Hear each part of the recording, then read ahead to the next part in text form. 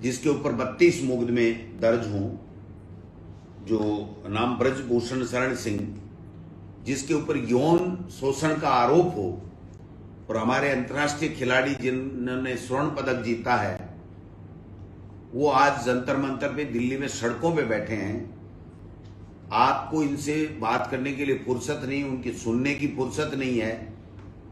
आपको 15 महीने तक किसानों की सुनने की फुर्सत नहीं थी। 700 किसान शहीद हो गए थे। तो ऐसे में जो आज देश में अराजकता का माहौल है, उसमें केवल और केवल धर्म की आड़ में छद्म राष्ट्रवाद को प्रचारित करके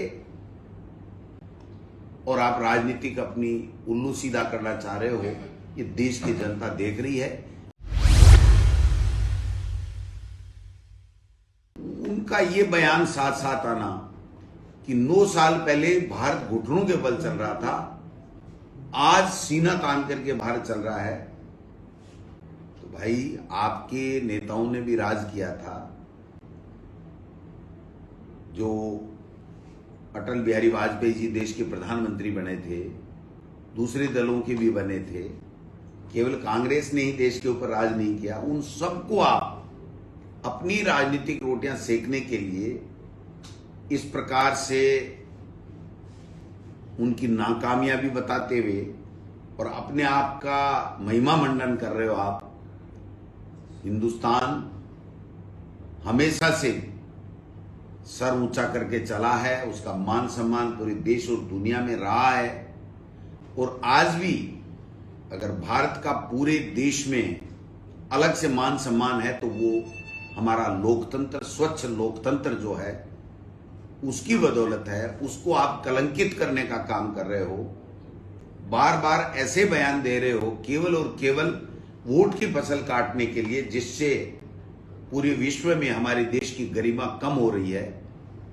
आप स्वयं जिस देश के प्रधानमंत्री हो, जिस देश पे आप शासन कर रहे हो, उसकी गरिमा को कमजोर करने का काम कर रहे हो, उसकी गरिमा को आप कलंकित करने का काम कर रहे हो। इससे बड़ा दुर्भाग्य कुछ हो नहीं सकता है। आज जो हमने सुना है चैनलों के माध्यम से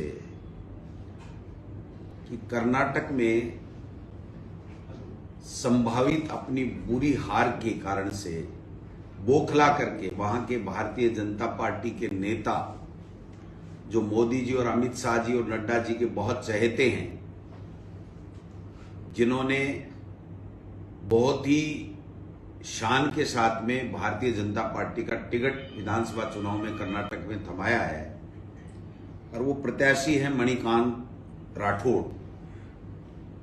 उन्होंने बहुत ही शर्मनाक, बहुत ही निंदनीय बयान दिया है।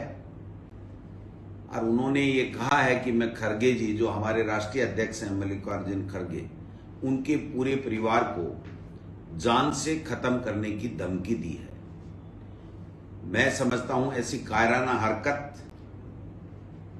मोदी जी और अमित शाह जी और जेपी नड्डा जी के सिपह सलाहकार, बहुत ही नजदीक और भाजपा के प्रत्याशी के द्वारा चुनाव के दौरान इस प्रकार की धमकी देना खुलेआम, इससे ज्यादा गिरावट राजनीति